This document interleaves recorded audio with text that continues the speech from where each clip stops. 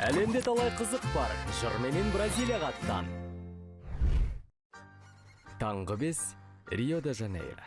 Тау шыңы шақырып талайды, қалыңдық ақ көйлек киіп ап Алтайға қарайды. Таң самал ақ бұлттар арасы, жұбайлар қосылды қарашы, Исаның мүсіні қасында тұр бүгін жарасып. Дайындық түнімен өтеді, бір шама қаражат кетеді, туристің орап алдынан туыстар ерте жетеді. Уақыттың әр секунды есептелген. Күн шыққанша бәрін сәндеп, қонақтарды отырғызып, жас жұбайларды дайындап қою керек. Таң атқан соң 7:30 мұнда туристер қаптап келе бастайды. Оған дейін бәрін жинап тастау тапсырмасы тағы бар.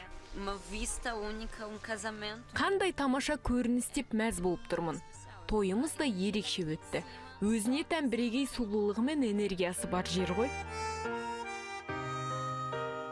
Таңғы той жасау дәстүрін осыдан 8 жаз бұрын бір музыкант бастапты, тренд қылып мазмұнын.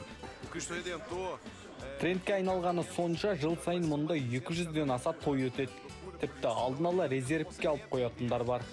Бұл Риомыздың танымал бола түсуіне, сұраныстың артып, туризмнің дамуына әсер етіп жатыр. Куәбі бақытқа таңдағы дәл осы Ғайсадай таудағы. Сұлулық бізде де көп шығар, махаббат, бақыт, ән бағы.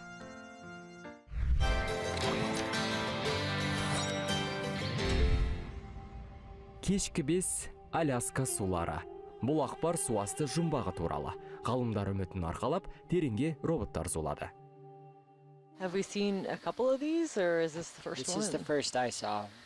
Huh, yeah, it's definitely got, a big old hole in it, so something either try to get in or try to get out. Алтын ба, әшекей бұйым ба, ғалымдар тап болды көрмеген қиынға, тіріме өліме алғашқы кездесу, талқыға зерттеуге ұласты жиынға. Қонақ боп келген ғаламнан өзге, беймәлім әлі жұмбақ боп бізге, Голливуд жасар кинодағыдай экшн боп кетпесін, байқаңыз сізде.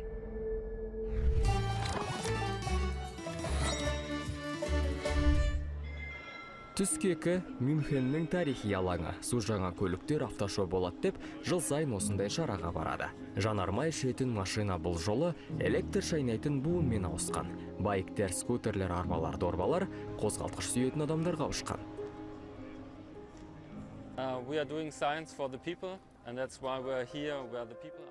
Біз адамдар үшін жарқын әрі таза болашағымыз үшін ғылыммен айналысамыз. Түтін шығармай, ауаны ластамай ақ көлік айдауға болатын дүйім жұртқа тағы бір мәрте көрсеткіміз келеді. Әсіресе саясаткерлерге. Электркар заманы келді емес пе? Автошоу ұнап жатыр. Пандемияда қиын еді. Қазір шектеулер жоқ, атмосфера тамаша. Қызығушылығы бар адамдармен жолығып, идеяларымызды талқылап, мәре-сәре болып қалдық. Жасампаз адамның ғылымның жемісі, жаңа ойлар қауышып, тоғысар жер осы. Заманның талабы өзгеріп осылай, жер анан аялар, табылар келсін.